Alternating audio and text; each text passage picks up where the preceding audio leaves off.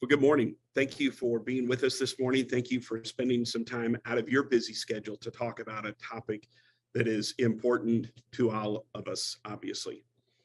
This morning, there are a couple of folks that need to be thanked specifically, and that is the OCJP for their funding and participation and support of this program and other programming throughout the state. They do so much good work throughout the state of Tennessee. We're grateful for them and their support. We are grateful to Dave Worland, who's the Executive Director for the Governor's Office of Faith-Based and Community Initiatives. Dave continues to reach out and work to pull this community, the anti-trafficking community, together in the state of Tennessee, obviously under the leadership of Governor Bill Lee, the 50th governor for the state of Tennessee. And we are grateful for his office and his administration paying attention to the issue, providing strategy with it, and then sometimes most importantly, and the easiest piece to get left off, providing resources to get the good work and the good strategy done. So we're grateful for those folks for helping us today. This morning, we have gathered on the call youth pastors and pastors, school teachers and administrators, community leaders, coaches, businesses, and other anti-trafficking organizations that are engaged in this fight, that are here to help us learn about this topic that is so dear to all of our hearts. And that is, how do we do all that we can do to protect the children that are under our purview or within our reach? How do we protect our kids in the state of Tennessee from this horrific evil called sexual abuse, sexual exploitation, or child sex trafficking? It's an important question, and it's one that oftentimes we wrestle with, but we don't take time or have time to take to dig in a little bit deeper. What we want to do today is pull back the layer on that just a little bit and give some practical advice, some practical ways to be able to look at this issue, some practical ways to be able to think about this issue, and some very practical ways to be able to act on this issue. We often say that one of the first steps that anybody needs to take is just be willing to begin to have a series of awkward conversations with the children that are in our lives. And so I think we want to encourage all of us today to begin to do that. We don't have to be experts. We don't have to understand, or know all of the data and the research that's available to us. What we need to do is to be willing to appropriately, based on our position, our role, or our relationship, begin a series of what oftentimes feels like awkward conversations. Today, we want to help equip you for that. We're going to hear from three experts who have spent a lot of time or their entire lives working in this space. The first is Rachel Fisher, who will give us a perspective and a context on this through the lens of lived experience.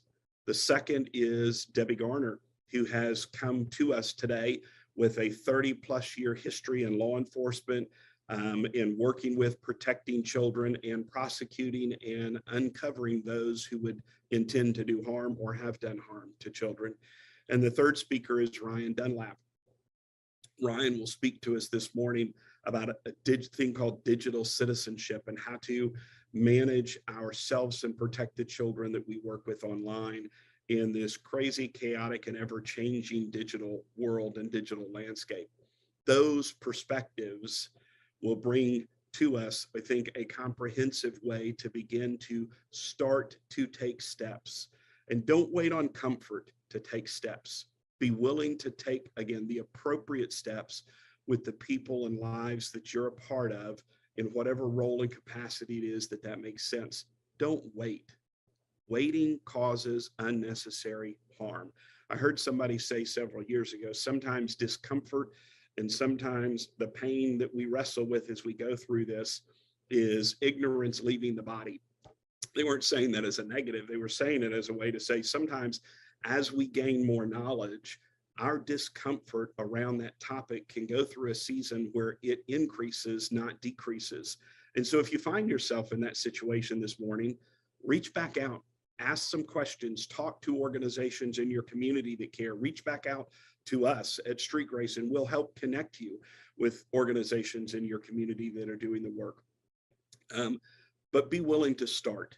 Be willing to start here. Let this be the day, let this be the time that for those of us that are involved in this or part of this conversation this morning or watching it online or watching the recording later, let this be the moment that we lean in. Let this be the moment that we take the first step and we join together, because none of us can do this individually. We often say that if it's one of us and we're all standing individually, we're like a pothole in the road and the bad guys just swerve around it and they keep on going. But if we lock arms and if we all understand the value and the importance of the small role that we may play, then collectively we're powerful. And collectively we can have an impact, and collectively we can make a difference in children's lives. That's a pretty high calling. It's a pretty worthy calling. And again, I want to say thank you to the OCJP. Thank you to the governor's office. Thank you to all of you who are a part of the conversation and have taken time to be here this morning. But without further ado, let's get started. As I mentioned, Rachel Fisher, who is our first speaker this morning, is a native of Detroit, Michigan. She's a survivor leader, chairs a survivor advisory council, and is a pioneer in the fight against human trafficking. She's got a BS in nursing that specializes in human trafficking research and finding missing children. Rachel is an ER nurse, a SANE nurse with a focus on adult and pediatric forensic nursing. She began speaking and sharing her story more publicly in training in 2013 when she published her autobiography, Taking Back the Pen. She shares her story with audiences and with people around the country where she feels like it will bring hope and encouragement and clarity around this issue. Rachel has served in several countries doing research, undercover mission work, collecting intelligence from traffickers and those victimized by sex trafficking and child sex trafficking. She's undertaken several rescue operations and assisted with the recovery of many missing children. She has testified and does testify in state and federal court as an expert witness. As a lived experience expert, Rachel consults with governmental and non-governmental agencies to formulate the best plan of action to fight sex trafficking and child sex trafficking on both the demand and the supply side. She trains officers on insiders investigation tips and trains healthcare professionals on identifying the identification of trafficking victims using verbal and nonverbal cues. She also addresses what's next after identification. She trains parents and students on social media trends and how to keep kids safe online. She explains multidisciplinary approaches, meeting victims to bring family justice and hold offenders accountable. Rachel consults with several agencies formulating action plans in the fight against the demand and the abuse of our children and of child sex trafficking. Rachel, it's an honor to have you with us this morning. Grateful and looking forward to some comments from you. Thanks so much. Thank you, Bob. And thank you to everyone who's just here today. Everyone present, you all have such a unique role to play in this, in safeguarding our children. You're in positions of power, in positions of authority. You touch thousands of children's lives, and your impact is huge, and the potential for you to prevent what's happening in today's society is significant.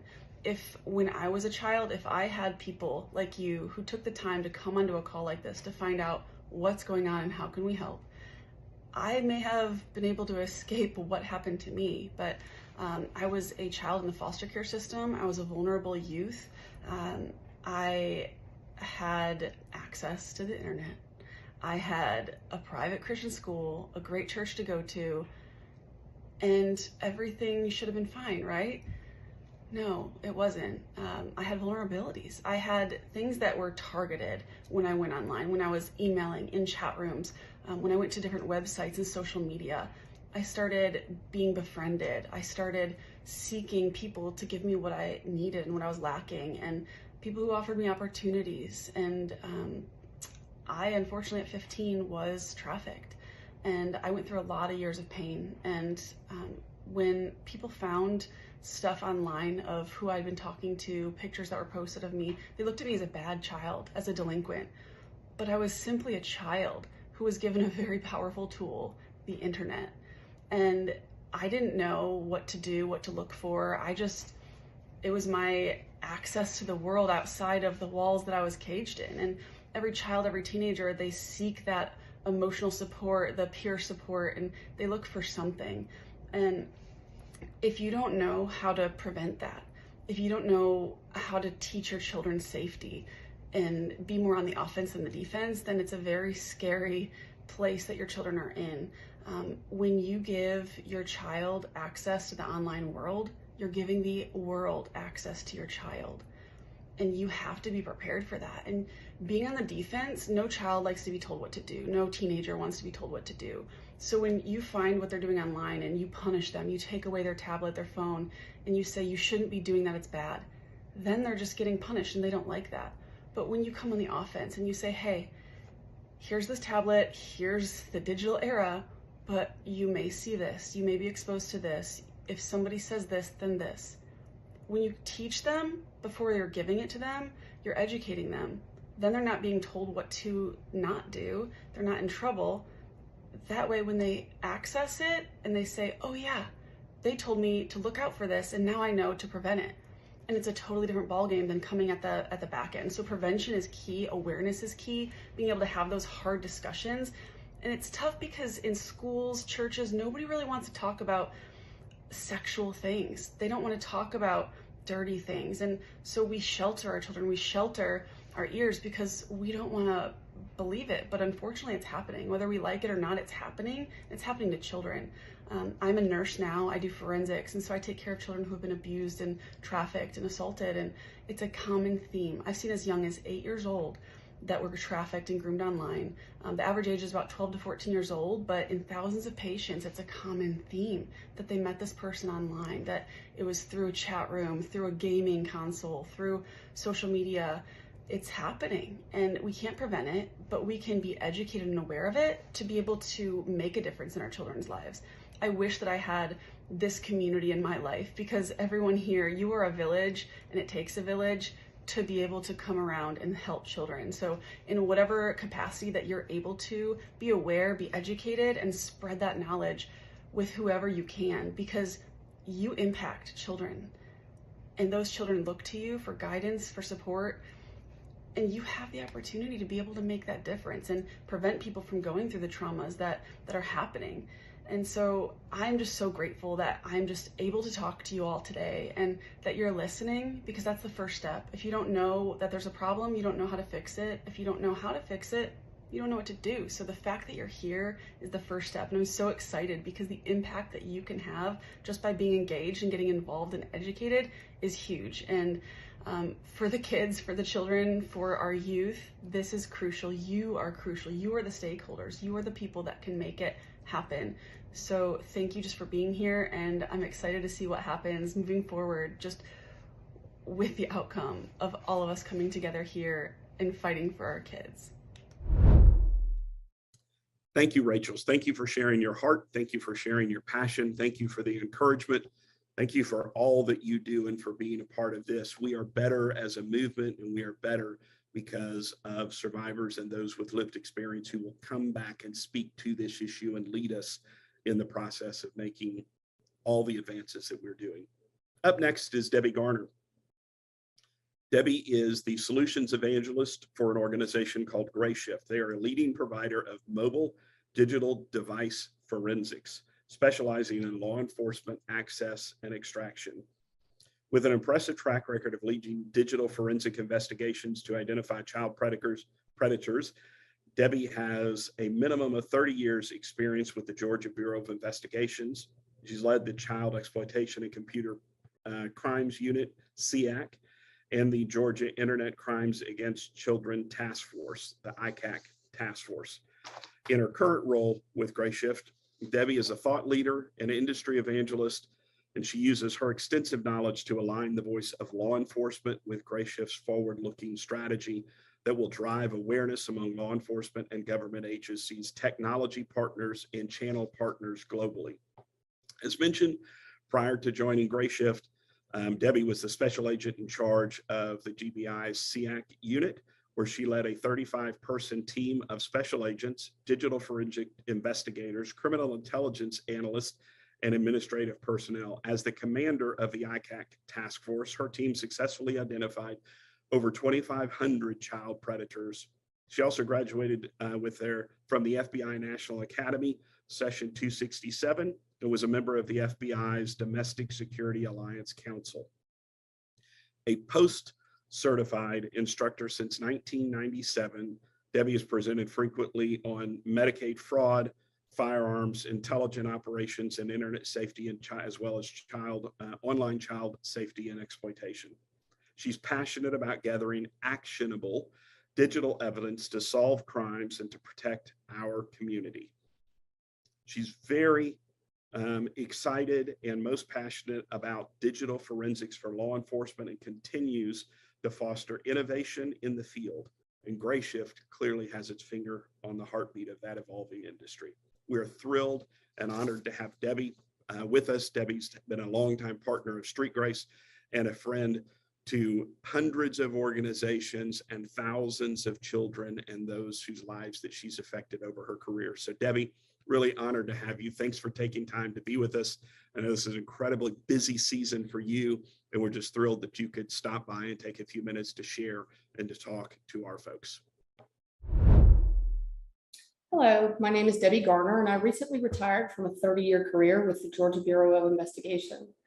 Well, I had a lot of varied assignments during that time. The last 8 years of my career was as the special agent in charge of GBI's Child Exploitation and Computer Crimes Unit. I was also the commander of the Georgia Internet Crimes Against Children Task Force, or also known as the ICAC Task Force. That task force consisted of approximately 280 local, state, and federal law enforcement agencies in Georgia, all working together to combat instances of online child sexual exploitation. There are 61 ICAC task forces across the country, all working together to fight the online sexual exploitation of children. Now, our mission was to detect, investigate, and assist with the prosecution of crimes such as the possession, distribution, and production of child pornography or child sexual abuse material, the online enticement of children, and the child sex trafficking arena. We had plenty of work to do. Today, I'm going to talk with you about some of the online risks for children and teens.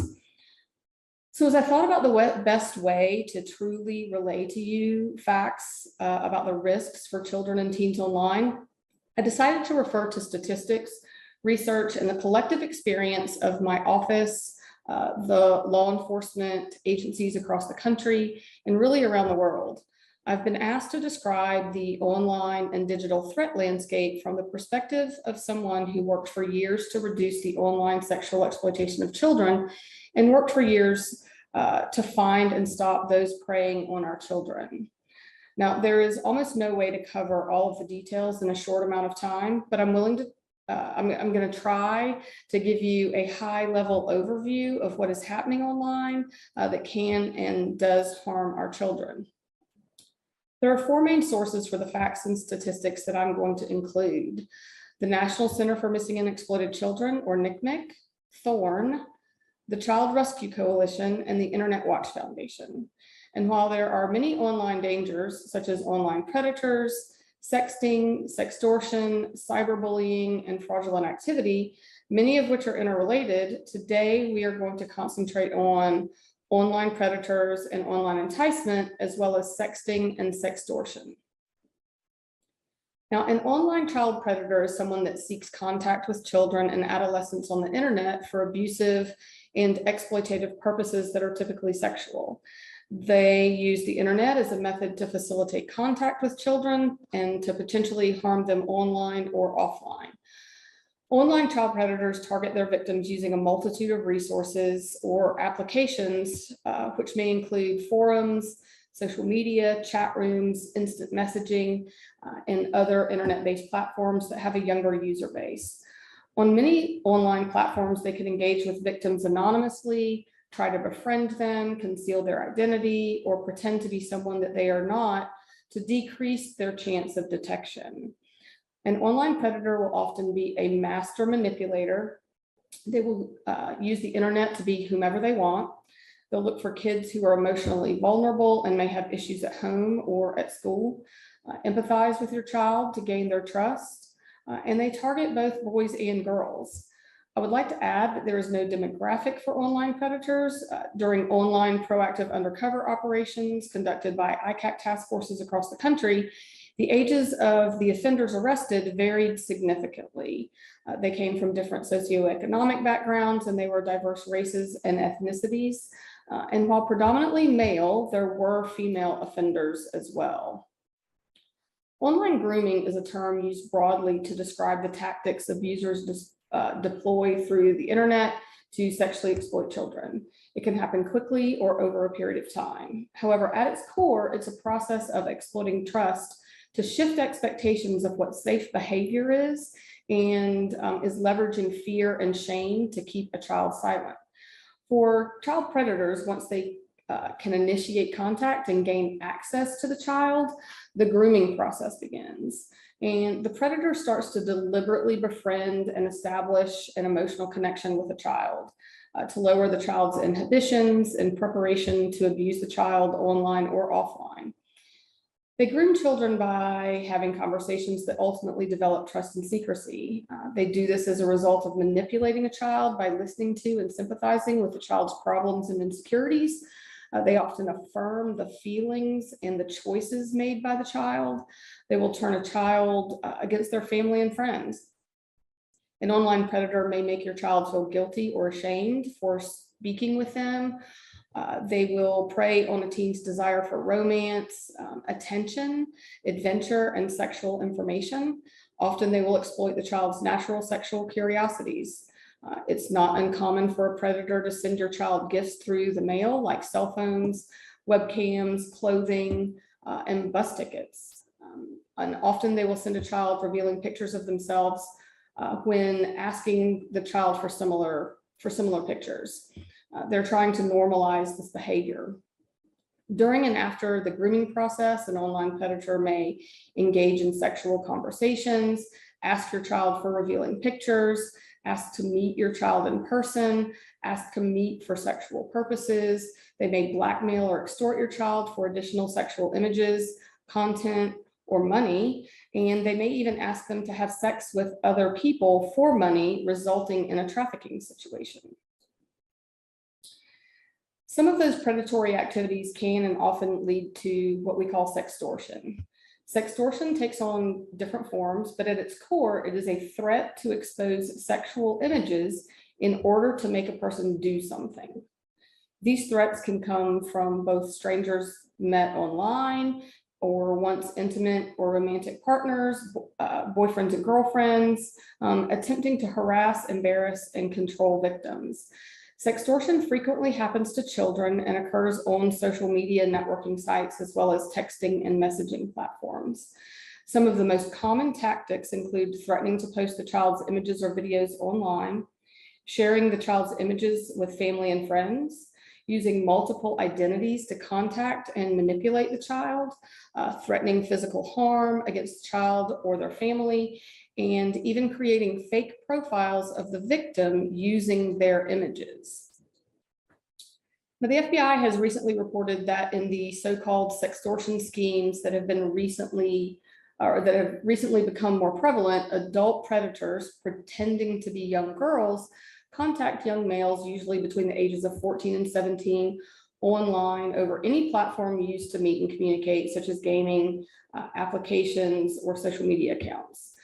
They then use deception and manipulation to convince the young males to engage in explicit activity over video, which is then secretly recorded by the predator. The predator then reveals that they have made the recording and threatens those videos will be posted online if the victim doesn't pay. Boys are no safer than girls online. According to a 2017 research study conducted by Thorn that included almost 2,100 survivors, 1 in 4 victims were 13 or younger when they were first threatened.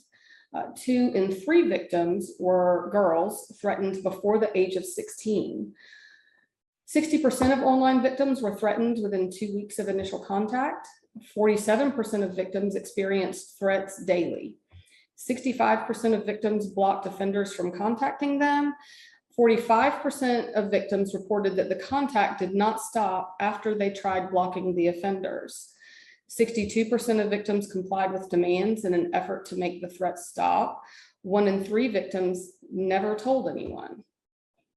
If you would like more information on these statistics, you can use the link on the pictured slide. Online predators know where children frequent online. They go to those platforms in order to seek out victims. They are on every social media platform, every gaming platform, live streaming applications, and on the dark web. So how do we know these things? Let's talk about how these cases come to light most often. Federal law states that internet service providers, or ISPs, and electronic service providers, or ESPs, are required by federal law to report instances of child sexual exploitation that they find on their platform to NCMEC. And when we talk about ISPs and ESPs, those are companies such as Meta, who own applications such as Facebook, Instagram, and WhatsApp. We're referring to all the applications on your phone, such as TikTok, Twitter, Pinterest, and companies such as Google, Comcast, Microsoft, and Verizon. Now, there are currently approximately 1,600 companies that report to the National Center for Missing and Exploited Children. Now, they are not required to look for this content, but they are required to report it if found. However, many do look for it, and because they don't want this content on their platform either. And they're good at looking for it. However, it is a massive problem. We're going to talk about how voluminous this issue is momentarily. While NCMEC receives most of the reports from internet service providers and electronic service providers through a designated electronic system, the public can make reports to NCMEC also. In order to make a report related to suspected online sexual exploitation of children, you can go to the NCMEC website at www.missingkids.org or call 1-800-THE-LOST. NCMEC also has a very large library of education material related to internet safety that covers all topics for all audiences and all ages. Please visit their website for access to that education material. On this slide, you can see the types of things that are reported to NCMEC through the cyber tip line. They include crimes such as the possession, distribution, and production of child sexual abuse material, commonly referred to legally as child pornography. It's the online enticement of children, child sex trafficking, and other related criminal activity. Now, if we dive into the volume of reports made to NCMEC for the past 3 years, you can see a marked increase. In 2019, there were 16.9 million reports related to the online sexual exploitation of children. That increased to 21.7 million reports in 2020 and 29.4 million in 2021. Now, you can see on this chart that the breakdown of the types of reports received. Consistently, the type of report received most is related to the possession, distribution, and manufacture of CSAM material, or child sexual abuse material. The next most reported crime type is the online enticement of children, and then child sex trafficking. Now, the images that are being reported to NCMEC, known as CSAM, are as horrible as you can imagine. Many are of very young children, and they can be very violent. Many of these images were taken by persons known to the child, a family member or a neighbor, a coach, teacher, or member of the clergy. However, many of the images that were produced, they were produced exactly the way that we've been talking about today, by predators that have manipulated a child into either meeting them or self-producing imagery. Additionally, traffickers will produce images of children that they are trafficking for the purpose of advertising them online. Images and videos of sexual abuse are readily available through virtually every internet technology today, including social networking websites, file sharing sites, photo sharing sites, gaming devices, and mobile applications. With the amplification of the internet and digital technologies, the circulation of child sexual abuse material has exploded worldwide. People are sharing these images that they are creating of these children. Now, since the inception of the Child Rescue Coalition, they have identified 72.5 million unique IP addresses worldwide sharing and downloading sexually explicit images and videos of children. The most shared child abuse file has been seen linked with over 2.5 million unique IP addresses. So I hope I've imparted some knowledge to you regarding the dangers for children online. It is a real danger, and moving forward, the internet is not going away. Children are online at very early ages, and as trusted adults in their lives, we must teach them how to be safe online. I know other presenters will be speaking on how to talk to your children about these topics. It is often an awkward, but a very necessary conversation. And here's a link to some information that truly resonates with me as a good system to start the conversation with your children. And again, don't forget about the education material that you can find on the NCMEC website, as well as on the website for Thorn. So thank you for allowing me to speak with you today. If you ever need anything, please reach out to me. If you have any questions, feel free to email or call. And thank you again, and be safe. Debbie, great job. I'm Candace with Street Grace, and we had a question come in for you, Debbie. That question is, what are some ways traffickers prey on our children? In my experience, traffickers seek out vulnerable people such as youth who are living in poverty or on the streets or experience physical or sexual abuse or addiction. They pose as a friend, offering meals, gifts, or someone to talk to. In some cases, traffickers may use another young person to befriend and recruit their victims. This recruitment can happen in public places as well as online through social media sites or through false advertisements or promises about job opportunities that might appeal to young people, such as modeling or acting. Although runaway and homeless youth are particularly vulnerable, law enforcement has come across victims who were groomed and recruited while living at home and attending school. There are also times parents and family members sell children for sex in exchange for money, drugs, or something of value. In these situations, the trafficker already is someone with proximity to the victim and knows enough about the victim to even isolate and manipulate them. Trafficking cases are hard to work for many reasons, but one reason is that many trafficking victims do not identify as victims and are attached to their trafficker. We had another question for you, Debbie. Someone wrote, if there are images of me when I was younger or of my child online, what can I do about it? We used to tell people once an image is online, it was there forever. So while it can be difficult to remove all copies of images online, there are ways you can start removing images of yourself or your child. If you need help removing your nude or sexually exploitative images or videos taken when you were a child from the internet, or your child's images from the internet, you can notify the company where your images are posted yourself. And you can make a report to the cyber tip line for help requesting removal of your sexually exploitative images and videos. And there are instructions on how to do this on the website, on NCMEC's website, missingkids.org. So victims and families often need additional support finding resources and figuring out the next steps through this process. And there's information on this process on the NCMEC website. That's fantastic, Debbie. Thank you so much. I hate that we only had 15 minutes. I think we could sit and listen to you and your experience, your stories, and the practical ways that we can do things that matter and to learn more about this space. So really grateful for you taking some time to be with us. Up next is Ryan Dunlap. Ryan is the Executive Director for Street Grace Tennessee. And combines more than 14 years of specialized law enforcement ministry and law enforcement experience with 6 years of leadership in ministry. Throughout his law enforcement career, Ryan served in a variety of capacities, including the Special Victims Units, where he specialized in investigating sex crimes against children and was assigned to the Child Abduction Response Team, a team dedicated to locating missing, endangered, and abducted children and those at risk for being trafficked.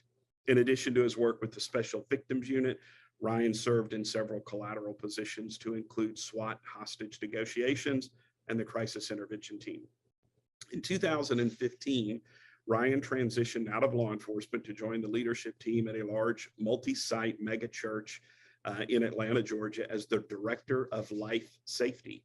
He was responsible for overseeing enterprise-wide security operations for the church. He worked closely with ministry leaders to create several policies aimed at protecting children within the congregation who were suspected victims of sexual abuse, physical abuse, and/or neglect.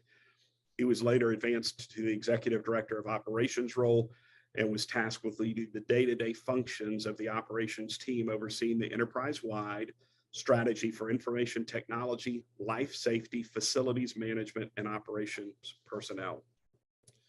Ryan is a member of the state's sexual assault response team, state expert committee, and additionally serves as a law enforcement chaplain and critical incident stress management facilitator. Ryan earned his MS in communication and leadership, and a graduate certificate in strategic communication from Purdue University.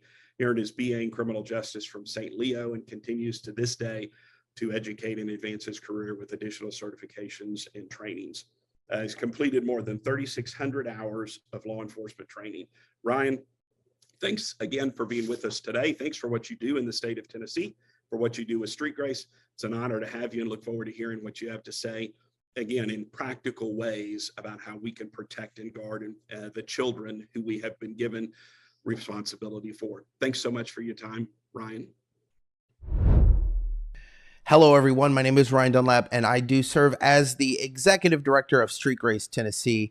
And I'm really excited to talk to you about this session that we're going to be calling Digital Citizenship. Now, I'm coming at you from two different angles. One, as a former investigator, someone who's spent a lot of time investigating crimes against children on the internet, but also as a father. And I think that probably qualifies me more to have this conversation with you than some of the other things that I've had an opportunity to do throughout my law enforcement career and now on the advocacy side on behalf of Street Grace. So we're going to be talking about some things that you can take away as a parent or advocate or someone in the space of caring for kids on what you can do to help keep them safe in this digital age. Because a lot of things have changed. We're seeing a lot of shifts in the world that we're navigating in technology. And so let's have a conversation about digital citizenship.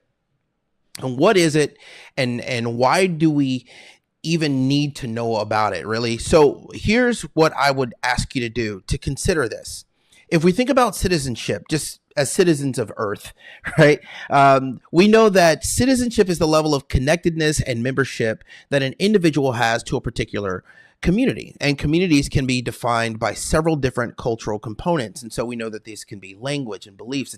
It's the clothes we wear, the food that we eat, it's the government and the money that we spend. All of these things really define the communities that we live and operate in. Well, I would invite you to consider that the internet is an online world of its own, right? And it too is defined by connectedness and membership that an individual has to a particular community. And these online communities are also identified by particular cultural components, right? These cultural components exist in the same way that they do in our natural world. There are language components to being on the internet. There's governance on the internet and customs and currency. And so really what it comes down to is understanding that how we exist in the real world is not too different than how we exist on the internet, right? Now, some of us are native to wherever it is that we live, and others of us are transplants or immigrants. And so I want you to think about this conceptually, right? Anyone who was born at 1983 or sooner, they're typically what's referred to as a digital immigrant, which means they lived in an analog world and then they landed in a digital world. Whereas to our kids, the only world they know is digital. It's the only thing that they've ever seen. It's likely the only thing that they ever will see or iterations of it to come. And so they are digital natives. Now, think about this, for example, if you were to take a trip and take your kids back to the place where you were raised, right? And for me, for example, I was born in Germany. And so before I were to take my kids to Germany, I might go over some of the currency differences between being in the United States and being in Europe. I might even share some of the language and some of the customs and norms that I experienced growing up in Germany that my kids have never experienced. I would make sure that they were comfortable with this environment so they knew how to navigate it. They would learn the language so they could ask for directions, for example, or maybe order a meal. Well, in the same sense, and what's a little bit different here is our kids are the natives. And so what really happens is we are living in a world that is really dictated by them, but we don't take the time to learn the language, to learn the customs and the norms as adults and as parents. And so the kids are the ones who hold the keys as the natives. And as immigrants, we need to really learn how to go to them and say, hey, what is it like in this space? What's the language you guys are using? What are the customs and what are the norms? Because it really defines how we understand this world. In the world that they're really living in. Let's move this over here real quick. And so what are the things that we need to know about the online culture of the internet? Well, we know that the internet has its own customs. There are informal rules and etiquette about online engagement. How long does it take to send a text message before it's too long, right? What does it mean to be kept on read, as the kids say sometimes when you get DMs? What's the appropriate behavior in a chat group? Or in an online live stream? There are just different customs and norms that we may not be clear on that other people are. There's language. We know that language has evolved a lot in the online space. Algospeak really is one of these new things that we're paying attention to because remember COVID, when we got neck deep in the pandemic, one of the things that happened was we know that there were a lot of things that Facebook was doing specifically to limit how people were communicating about the pandemic. And so if you were to post something that says, I've got COVID, or I don't believe this, or I do believe this about COVID, or something related to those lines, Facebook would censure that. You might get something slapped on there that says, hey, this is fake news, or this is not verified information, or something along those lines, or it might be completely taken down. Okay. Well, people started figuring out how to avoid their posts being found. And it's what we're calling algospeak, algorithmic language that was designed to defeat algorithms. Well, why is that important for online enticement? Well, because there's a lot of language that is censored on platforms that's driven towards sexual content and exploitation.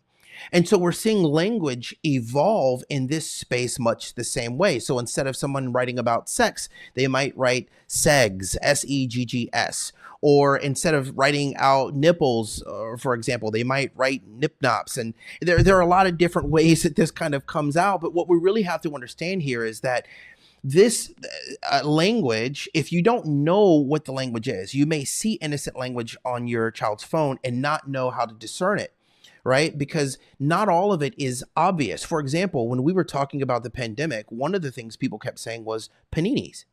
You know, how are you navigating the paninis?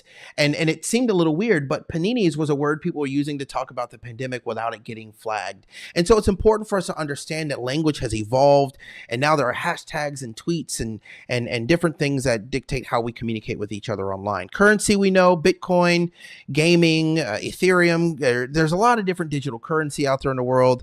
And one thing that we know about exploitation, child exploitation, is that whenever someone exchanges something of value for a child's body, it is human trafficking, human sex trafficking. And what we're finding now is that what's being exchanged for children has flipped. And now we're seeing digital currency. Think about video games that the kids play online, like Roblox, for example. They've got their own digital in-game currency. And we're seeing cases where kids have been promised game currency in exchange for doing sexual acts. Geography really refers to the places where people can exist on the internet: social media, blogs, networking sites, the dark web, things like that. Governance, we know that there are end-user agreements, laws, company policies, and constitutional protections on the internet. All of these things dictate what we're allowed to say, what we're not allowed to say, what is flagged, what's not flagged. Depending on the platform you're on, different things are going to be allowed. There are things that you can do on Facebook that you can't necessarily do on Twitter. And there are things that you can do on Snapchat that you might not be able to do on TikTok. And so understanding how each policy is regulated is going to be really important for us protecting our kid, or each platform is regulated. It's going to be really important for us knowing how to protect our kids. And then we know that there's art and symbols that really dictate the online environment, memes and NFTs and emojis and things of that nature. We communicate with pictures and with video. So All of that really comes together to help us understand this definition of digital citizenship. Digital citizenship is the informed, responsible, safe, and effective use of the internet and technology to engage with society. And so what do you do when you've recognized that your kids live in this world that you may not be a part of? And I think this is really important to really kind of point out here. A lot of us as adults have made decisions. We've made intentional decisions not to engage on the internet. We've delayed either our time on jumping onto some of these platforms. We say, I don't believe in Facebook or Instagram or TikTok. I'm not going to have a profile. Can I share something with you? Hey, even if you've decided not to be a digital resident, you're still a digital citizen. Aspects of your life still exist on the internet. You've got banking that happens online. Now medical records are kept online. I can go on any city or county GIS website right now, and if you are a homeowner and your name is attached to that, we can find it for free. It's public information. And so simply because we've decided not to curate our identity on the internet doesn't mean that our identity is not present on the internet. So it's really important that we understand we still have responsibilities to manage what our information is on the internet, how our kids are operating on the internet. And it's not enough to simply say, well, I don't believe in it, I don't want to be in there or be on there. We still have to participate in making sure that we're activating safe habits in ourselves and for our kids. So something that I want to suggest that we use to really remember how to engage in this well is something we call ECHO. Okay, ECHO. And it's easy to remember, but what we're talking about here is acting early, communicating clearly, connecting honestly, and engaging often. These 4 things that we can do as parents, as advocates, as police officers, as nurses and doctors, whenever we're serving the interests of kids, teachers, right? Whenever we're serving the interests of kids and we're having conversations about online behavior and digital citizenship, I want you to think about ECHO. We're going to take a little bit of time to go through each of these steps because I think it's important for you to really understand how this can help you have strong, encouraging conversations to keep kids safe in this digital age. So we're going to start here with acting early. We don't want to delay. We want to take steps to mitigate information. Here's the thing. We live in a world that is desperate to give our kids a definition of what is and what is not appropriate online, especially when it comes to sexual conduct and behavior. And so we've got to get in front of the conversation. We want to make sure we control the conversation, that we're not responding on the back end, because it's much harder to change someone's perspective on something once it's already been established. For children who don't know anything about online exploitation or unhealthy habits of sex, if they learn about it in unhealthy ways, that's really hard to undo. And so when we can get in front of that and we can frame those conversations effectively as parents, as trusted individuals in a child's life, then we give them power to navigate these conversations that might turn into confrontations among their peer groups or online and digital spaces. So we don't want to be late to the conversation. So some things that we can do by acting early or to act early is we can conduct a technology audit. I did this once I changed our home's network over from our traditional router to something that's called a wireless mesh network. And it was a little bit bigger. It helped us navigate all of the devices on our internet here at home a little bit more effectively. But what I realized was we had well over 20 different devices connected to the internet between myself, my wife, and our 3 kids. 20 different devices. When you think about cell phones and tablets and laptops and TVs and all of the different things that are connected to our Wi-Fi, it was almost a little overwhelming, to be honest with you. And so our wireless mesh network allows me to see all of the devices on the network, to see how much bandwidth they're consuming. I can even assign permissions to each individual device. I can turn them off. I can turn them on. I can regulate how these devices are used. It gave me a lot of control to not just dictate how the devices were used, but it gave me information to see how they're being used. Right? Are we using this device for videos and this one for text communication? Are we using this one to create and to draw and to make music or art? It just allowed me to see what my kids' habits were with technology. So we did a technology audit. And then we educated ourselves, my wife and I, on how technology works. in our home, right? And so we really have to understand the technology now. And I say now because it changes all the time. And so you want to get current. You want to make sure that the information you have about technology is going to be relevant 6 to 12 months from now, or what you might have known about what your kids were doing before might have changed. A lot of platforms are always doing updates. And as you're updating, it gives you new features and new access and new capabilities. And so you want to make sure that you stay current. Start at home with understanding what you're currently using at your house. And then you can kind of go broader from that and see what else is out there so that you understand what the world is. More important, though, I think is this: model the behavior that you wish to see. Be a good digital citizen, even if you aren't an active digital resident. I think this is important. And I'll leave this here, right? This isn't for your behavior, but I think it's important to hear it. If you're doing things online that aren't healthy, there's a strong chance that your kids are going to see it or they'll be impacted by it. It's very difficult to have a digital footprint that is isolated nowadays. And so you've probably seen this. If you're searching for something on the internet one day, you start getting ads for it tomorrow. So if we as adults are doing things online that we probably shouldn't be doing, there's going to be evidence of that, residue of that could potentially make its way in front of our kids. And we don't want that to accidentally happen. So we want to make sure that we are practicing what we're preaching and we're using the internet in safe ways as well. So here are some things that you should know. I'm not going to read through all of them, but you can kind of see as you're doing your technology audit and you're talking to your kids about this, you can really kind of understand some things better here. How many internet devices do we own? How might my kids communicate online? What apps are installed on their devices? What are my kids' online usernames? And the list goes on and on. These are some specific questions that can help prompt you to get through acting early a little bit more effectively. Communicate early. This is about setting boundaries and guidelines online. And we also want to talk about personal safety. So I don't want you to limit this to just technology. Also, we can talk about our bodies. We can talk about relationships. It's going to be really important that we are communicating early about a lot of these different things so we can establish boundaries between real world relationships and those that exist online. My son, for example, he has some friends that he plays sports with.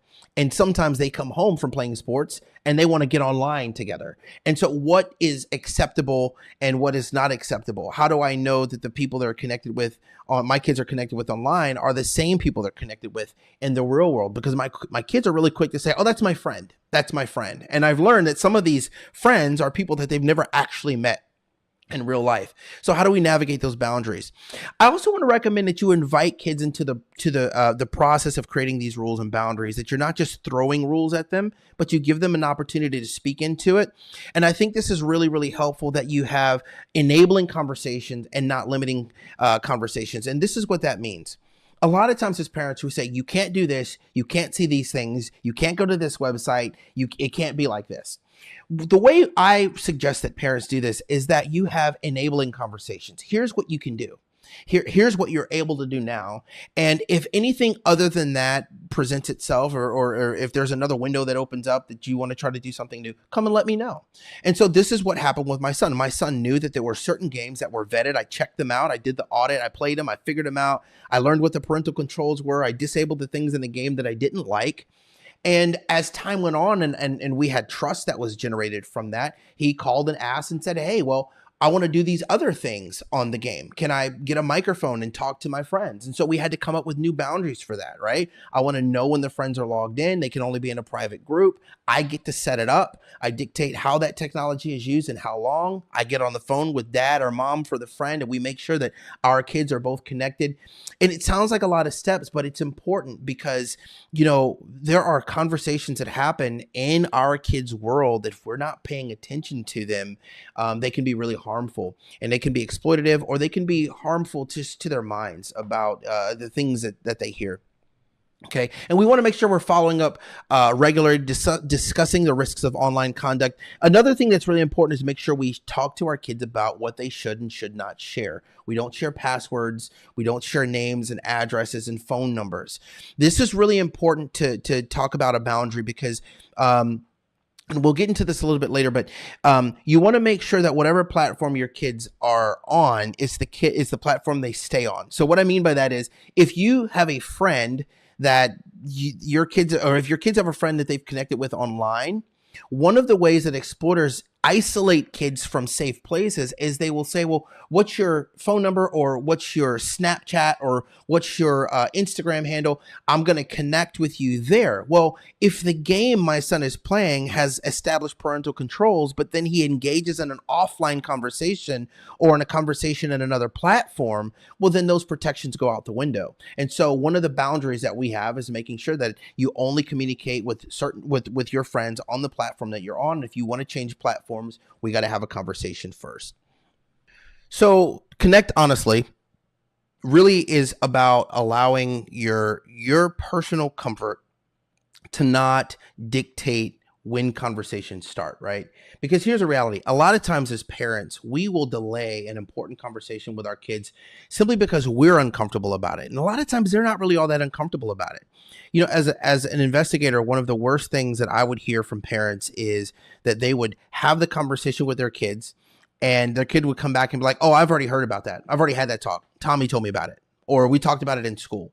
And it's really frustrating because now you're behind the curve and you have to kind of change the conversation or make sure that whatever was shared wasn't something that goes against what you would actually share or that you believe.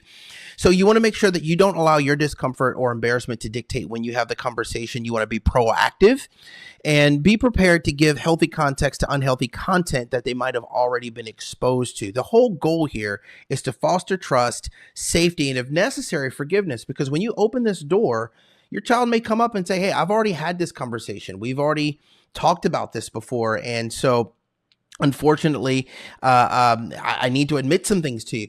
They're going to be looking for some forgiveness. They're going to be looking for someone to say, hey, it's okay. We're safe. Let's get better. Okay. So here are some things to consider that you might need to talk about. Might need to talk about sex and intimacy, healthy relationships, pornography, puberty, gender preference, sexual preference. These are all things that are happening in the world around us. And so as parents, I just encourage you to make sure that you're giving some context to your kids according to what your family's beliefs are. Okay, and engage often. This is really one of those things about saying, hey, we're not just going to have the conversation once. It's not a one and done. We're going to be super engaged continuously. Because here's the thing. If regular engagement is a part of your family dynamic, if you regularly sit down and have conversations and you're involved in each other's lives, it's going to be less awkward when you decide to just sit down and have a random conversation about their online behavior, right? And so we want to make sure that family engagement is a normal part of your family behavior. And it allows us to be vigilant and to really look for the signs of exploitation more effectively. Also, keep in mind that it may not look like sex. It might not be sexual content. It can be harmful content. Cyberbullying is a big part of where exploitation starts. And so if you're hearing conversations about harassment or things that are coming from your kids' online interactions as leading them to feel bad about themselves, that can also be an indicator. So we want to make sure that we're asking some good questions. Hey, what do you do and what do you enjoy doing online? Have you seen anything online that's made you feel uncomfortable? Has anyone shared pictures or videos with you that are inappropriate? If someone was harassing online, do you know what to do or who to talk to about it? And if everything you did online was suddenly public, how would that make you feel? And I think that really is a good question. So this echo concept really is the toolbox that I think helps parents to at least get things started. We want to make sure that we are doing things early, that we are doing things clearly, honestly, and often, because online exploitation is a process. It's not a one-time thing. This is going to happen throughout the life of your child and quite honestly, even further than that into adulthood. And so the idea here is to get them prepared to be able to navigate this well on their own so that they might not ever need to have a negative conversation about it, but the preparation that they had really allowed them to stay safe along the way. I really hope that this was helpful. I know that our time was short, but I really hope that it helped you to really get a strong understanding for the practical things that you can do to start a conversation to keep your kids safe. Ryan, great job. Candace from Street Grace. And one of the questions that someone asked was, what are the indicators and risks I should look out for if my child is being targeted online? Okay, so It's a good question, but I also want to give it some context because sometimes if you just get a long list of indicators, you might get some false positives. You might see one or two behaviors and then conclude like, "Oh my gosh, my kid's being targeted online." And that's not always accurate. And so I'll say this, as parents, we should know our kids' baseline. You should know what they are on a normal, regular day, not when they're up, not when they're down, when they're just normal. And then everything that you see or observe from there, kind of look from that. So, for example, if your kid is incredibly sociable and you start to notice that they're a little isolated, that could be grounds for a conversation. If they've got a friend that they've always been talking to, or a group of friends that they've always been connected to, and those friend groups start to break off a little bit, might be grounds for a conversation. If your child's becoming a little bit more secretive than they used to, or if you're just noticing personality changes, big personality changes that are usually that can be tied to online activity. I know one of the things that I started noticing with one of my kids was that she acted a little bit differently every time the device turned off. It's like the device would turn off and she wasn't herself. And so it gave us an opportunity to have a conversation, and it was a healthy conversation. There was nothing happening that we weren't happy about, but it was an indicator because I knew her baseline. I noticed that every time she shut that off, she seemed disturbed or bothered.